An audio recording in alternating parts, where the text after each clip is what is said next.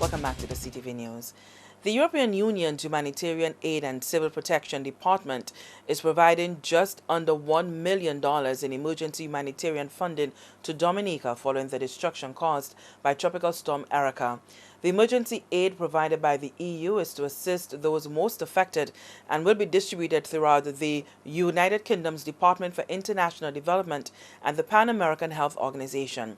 This is just the first phase of the EU's response that is intended to take care of emergency needs such as restoring access to essential health services and medical care capacity, providing safe drinking water, ensuring proper hygiene, sanitation, and waste management in affected communities, as well as implementing crucial disease prevention. The EU is also examining how it could convert existing funds allocated to Dominica to address the recovery needs. And on the ground, Dominicans, while grateful for the assistance that has been pouring in, are trying to cope with the trauma of the experience. Skeeter Davis, for instance, a resident of the community of Paradise Valley, relives the horror every day. The death toll now stands at 35, with 20 persons still missing. We were on a riverbed because of the strength and everything the water came down the lane with. Imagine people had to just end up running from their homes, cheering everybody. Early hours of the morning, everybody just start running for their life. You couldn't think of picking up not a passport, not nothing at all because of how the river just occurred on us so quick and fast and everything. I mean, also the little place, it's just, trust me, it's just a disaster. Imagine we terrified of living there because of how it happened. To see you sleeping and you have to get up, and on both sides of your house is a river back and front, and it's like you have no choice but to just get up and just run.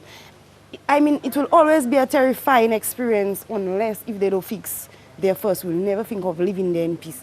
Because imagine, watch the show. Everything inside there flooded. Imagine water up to that level and you trying and save your children, your life, and it's like you have to fight in with water and stones and all kind of a debris coming down with the river. Trust me, it wasn't an easy experience. Ms. David says what is critically needed at this time is food and water. So is sponsored, I get sponsored that bottle of water and I have to hide in and save in that bottle of water from since yesterday just to make sure I have some for today, because it's not every day they can. I mean, the government trying their best, but you don't expect them to do everything because the amount of things that happen in the country, you don't expect them to help everybody every day, you understand? But then trust me, it would be a good thing if we get help from out there. Not just the government of Dominica, because trust me, they need help. They need a lot of help because for the amount of things that happen. Imagine they have been there for the whole week. And I believe, trust me, they are tired. They are so tired and weary. It's like they wonder to themselves, how could that ever even happen to our little country, our little beautiful island, you understand me? And Paradise Valley, imagine Paradise Valley. You come there, you come to a peaceful, nice valley.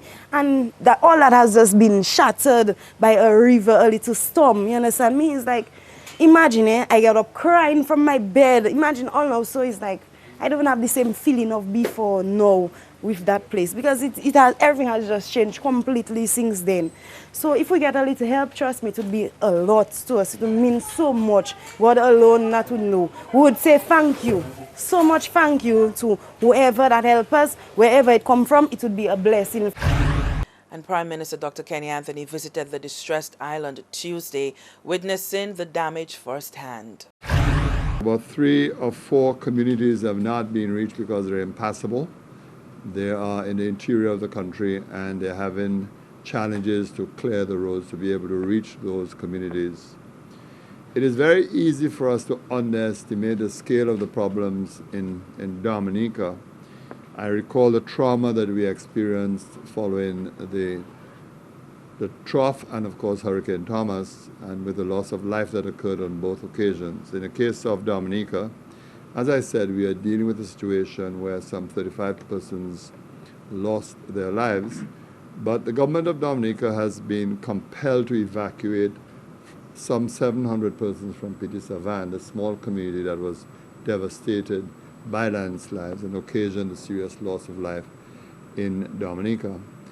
Normally, of course, we may have a community that is affected, but not to that extent, not in that scale. So I need us to understand very clearly that the challenge facing the government of Dominica is a huge one. It's a very big challenge, quite apart from the repair to infrastructure, and they have lost, on the Prime Minister's count, some 13 bridges, and of course a massive cleanup job that has to be undertaken.